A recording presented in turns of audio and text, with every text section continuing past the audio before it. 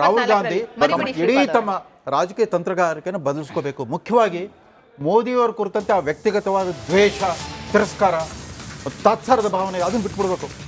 ತೇಜಸ್ವಿ ಯಾದವ್ ನೋಡಿ ಕಲ್ತ್ಕೋಬೇಕು. ತೇಜಸ್ವಿ ಯಾದವ್ ಯಾವ ತಮ್ಮ ಎದುರಾಳಿ ಬಗ್ಗೆ ಒಂದು ಕೆಟ್ಟ ಶಬ್ದ ಮಾತಾಡಲಿಲ್ಲ. ಅದ್ರ ಬಗ್ಗೆ ತನ್ನ ಧನಾತ್ಮಕವಾದ, ತನ್ನ ಕನ್ಸ್ಟ್ರಕ್ಟಿವ್ ಅಜೆಂಡಾ ಏನಿದೆ, ತನ್ನ ರಚನಾತ್ಮಕ ಆಶ್ವಾಸನೆಗಳೇನಿದೆ ಅದನ್ನ ಮಾತ್ರ ಹೇಳ್ತಾ ಬಂದ್ರೆ ಹೊರತು ಒಂದು ಹೊಸ ವ್ಯಕ್ತಿತ್ವ. ಈ ವೋಟ್ ಚೋರಿ ಕ್ಯಾಂಪೇನಿಗೆ ಈ ಬಿಹಾರದ ಚುನಾವಣಾ ಫಲಿತಾಂಶ ಯಾವ ರೀತಿ ಪರಿಣಾಮ ಬೀರಬಹುದು ಅಂತ? ವೋಟ್ ಚೋರಿನ ತಿರಸ್ಕರಿಸಿದಾರಲ್ಲ ಜನ, ಅದೆಲ್ಲ ಮೀರಿ ತಮ್ಮ ಮತ ಹಾಕಿದ್ದಾರೆ. ಯಾಕೆ ಭಾರತೀಯ ಜನ ವೋಟ್ ಹಾಕೋದ್ರಲ್ಲಿ ಎಕ್ಸ್ಪರ್ಟ್ಸ್ ಆಗಿಬಿಟ್ಟಿದ್ದಾರೆ.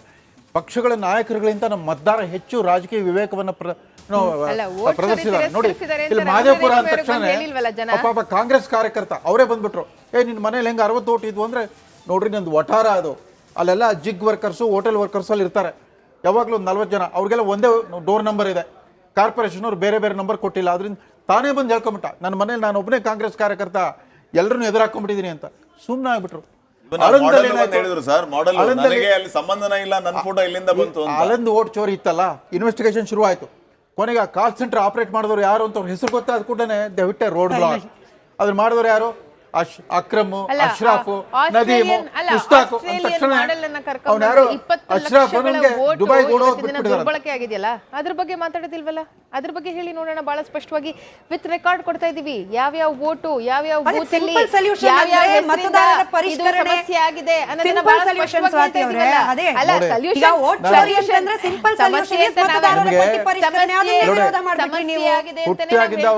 ಪ್ರಧಾನಮಂತ್ರಿ ನಿವಾಸದಲ್ಲೇ ಬೆಳೆದು ಬಂದಿರೋ ರಾಹುಲ್ ಗಾಂಧಿ ಮತ್ತು ಪ್ರಿಯಾಂಕಾ ಗಾಂಧಿ. ನಾನು ಬೆಂಗಳೂರಿಗೆ ಬಂದು 51 ವರ್ಷ ಆಯಿತು. 17 ಸಾರಿ ನಮ್ಮ ಅಡ್ರೆಸ್ ಚೇಂಜ್ ಆಗಿದೆ. ಪ್ರತಿ ಸಾರಿ ಅಡ್ರೆಸ್ ಚೇಂಜ್ ಆಗಲಿ ನಮ್ಮ ಕ್ಷೇತ್ರ ಬದಲಾವಣೆ ಆಗಿರುತ್ತೆ. ನಾವು ನಮ್ಮ ವೋಟರ್ ಐಡಿ ನಮ್ಮ ಹಿಂದಿನ ಕ್ಷೇತ್ರದಲ್ಲಿರೋ ಹೆಸರು ತೆಗೆದು ಹಾಕ್ಬಿಟ್ಟು ನಾವು ಹೋಗಿರೋದಿಲ್ಲ. ನಾವು ಬರೀ ಹೊಸ ಕ್ಷೇತ್ರದಲ್ಲಿ ನಮ್ಮ ಎಂಟ್ರಿ ಮಾಡಿಸ್ಕೊಂಡು ಬಿಟ್ಟಿರ್ತೀವಿ.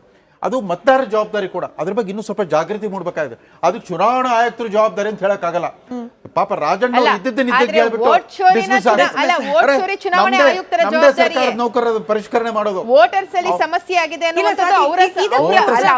ರಾಹುಲ್ ಗಾಂಧಿ ಯಾವತ್ರಿ ಬೂತ್ ಲೆವೆಲ್ ಬಂದು ಕೆಲಸ ಮಾಡಿದ್ದಾರೆ? ಬೂತ್ ಲೆವೆಲ್ ಬಂದು ರಾಹುಲ್ ಗಾಂಧಿ ಮಾಡಿಲ್ಲ. ಬೂತ್ ಲೆವೆಲ್ ಅಲ್ಲಿ ಕೂತು ಕೆಳಗಡೆ ಬಂದ ಕೆಲಸ ಮಾಡ್ಬೇಕಾಗಿಲ್ಲ, ಅಲ್ಲಿ ಕೂತ್ಕೊಂಡು ಬೂತ್ ಲೆವೆಲ್ ವರ್ಕರ್ಸ್ ಜೊತೆ ಮೀಟಿಂಗ್ ಮಾಡಿದ್ರು ಅದು ಕೆಲಸ ಮಾತಾಡ್ಬೇಡಿ. ಜಸ್ಟ್ ಬಿಕಾಸ್ ಚುನಾವಣಾ ಆಯುಕ್ತರಿಗೆ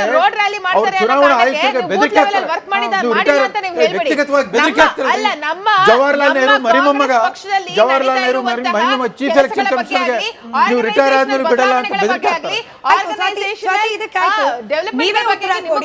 ನೀವೇ ಉತ್ತರ ಕೊಡಿ. ವೋಟ್ ಚೋರಿಗೆ ಇರ್ತಕ್ಕಂಥ ಸಿಂಪಲ್ 2 ಸೊಲ್ಯೂಷನ್ ಅಂದ್ರೆ, ಒಂದು go and file official complaint, Congress ಪಕ್ಷ ಮಾಡ್ತಿಲ್ಲ. ಎರಡನೆಯದು ಮತದಾರರ ಪಟ್ಟಿಯನ್ನ ಪರಿಷ್ಕರಣೆ ಮಾಡಿ ಯಾರು ಅರ್ಹ ವೋಟರ್ಸ್ ಇದ್ದಾರೆ ಅವ್ರಿಗೆ ಮಾತ್ರ ಅವಕಾಶ. ನೀವು SIR ಕೂಡ ವಿರೋಧ ಮಾಡ್ತೀರಿ.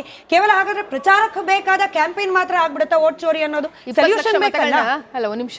20 ಲಕ್ಷದಿಂದ 60 ಲಕ್ಷ ಮತಗಳನ್ನ ಡಿಲೀಟ್ ಮಾಡುವಂತ ಒಂದು ಪ್ರಕ್ರಿಯೆ ಬಿಹಾರದಲ್ಲಿ ಚುನಾವಣೆ ಮುಂಚೆ ನಡೀತು. ರವೀಂದ್ರ ರೇಷ್ಮೆ ಅವರು ಮಾತಾಡ್ತಿದ್ರು, ನಾನು 17 ಬಾರಿ ಮನೆಯನ್ನ ಚೇಂಜ್ ಮಾಡಿದ್ದೀನಿ, ಎಲ್ಲೆಲ್ಲಿ ಹೋದ್ರೂ ಕೂಡ ನಾನು ನನ್ನ ಜವಾಬ್ದಾರಿಯನ್ನ ಹೊತ್ಕೊಂಡು ನಾನು ಮಾಡಿದ್ದೀನಿ ಅನ್ನುವಂಥದ್ದು. ಕರ್ನಾಟಕದಂತ ಸುಭಿಕ್ಷವಾದಂತ ರಾಜ್ಯ ಬಿಹಾರನೂ ಅಲ್ಲ.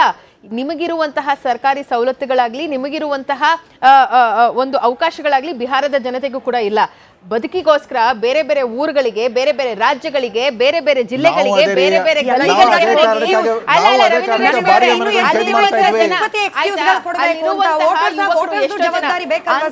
ಎಷ್ಟೋ ಯುವಕರ ಅಂತ 20-60 ಲಕ್ಷ ಜನರ ಹಕ್ಕನ್ನ ಇವತ್ತಿನ ದಿನ ಚುನಾವಣೆ ಆಯೋಗ ಕಸಿದುಕೊಂಡಿದೆ. ಅದ್ರ ಬಗ್ಗೆ ನಾವು ಮಾತಾಡಬಾರ್ದು. ಯಾರು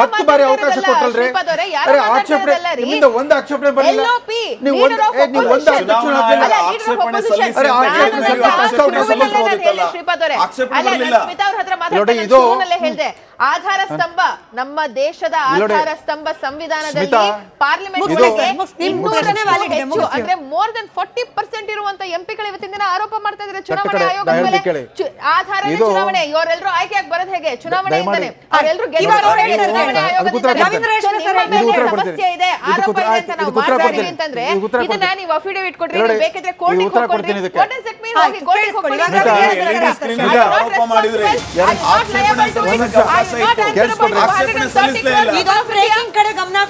ಸೀಮಾಂಚಲ ಪ್ರದೇಶದಲ್ಲಿ ಸ್ವಲ್ಪ ಆಶ್ಚರ್ಯ ಅನ್ನೋ ರೀತಿಯಲ್ಲಿ ಹಿಂದೂ ಮತಗಳ ಕ್ರೀಡೆ ಇದ್ರ ಮೇಲೆ ಭರವಸೆ ಇಟ್ಟಿದ್ದು ಸರ್. ವೋಟ್ ಚೋರಿ ಅಲ್ಲ, ಈ ಬಾರಿ ಬಹಳಷ್ಟು ಭರವಸೆಗಳು ಹುಸಿಯಾಗುತ್ತೆ ಬಿಡಿ. 2020 ನವೆಂಬರ್ನಲ್ಲಿ ಅಮೆರಿಕ ಅಧ್ಯಕ್ಷೀಯ ಚುನಾವಣೆ ನಡೀತು, ಮತ ಎಣಿಕೆ ಆಯಿತು, ಡೊನಾಲ್ಡ್ ಟ್ರಂಪ್ ಹಿನ್ನಡೆ ಆಗಿತ್ತು, ಜೋ ಬೈಡೆನ್ ಗೆದ್ದಿದ್ರು.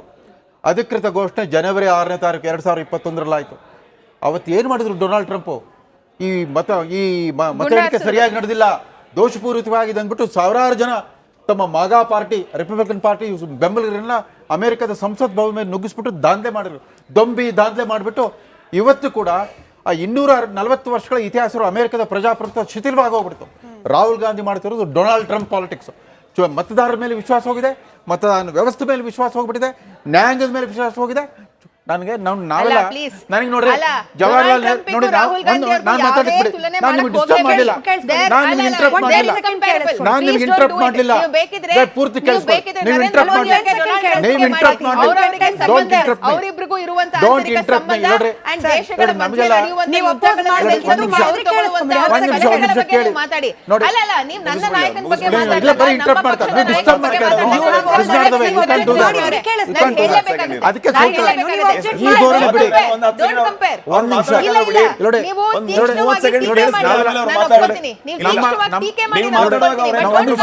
ಡಿಸ್ಟರ್ಬ್ ಮಾಡಿಲ್ಲ, ನಾನು ನಿಮ್ಗೆ ಡಿಸ್ಟರ್ಬ್ ಮಾಡಿಲ್ಲ, ಏನಾದ್ರು ಮಾತಾಡ್ತಿದ್ದಾರೆ. ಡೋಂಟ್ ಇಂಟರಪ್ಟ್, ಒಂದು ನಿಮಿಷ, ಡೋಂಟ್ ಇಂಟರಪ್ಟ್. ಬಿಸಿದೆ ಎನ್ಡಿಎ ಮೈತ್ರಿಕೂಟ.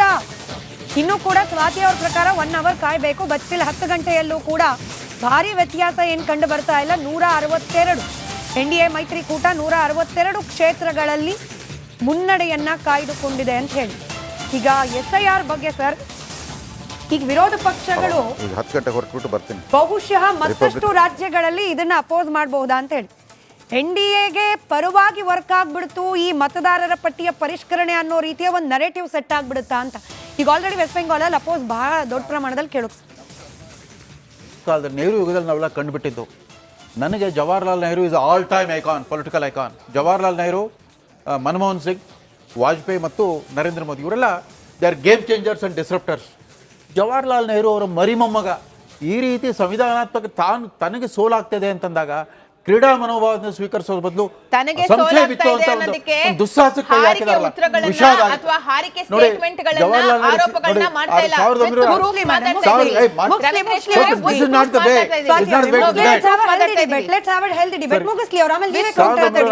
ರಲ್ಲಿ ಲಾಲ್ ಬಹದ್ದೂರ್ ಶಾಸ್ತ್ರಿ ಅವರು ಅಕಾಲಿಕ ಮರಣದ ನಂತರ ಇಂದಿರಾ ಗಾಂಧಿ ಅವರು ಪ್ರಧಾನಮಂತ್ರಿ ಆದರು.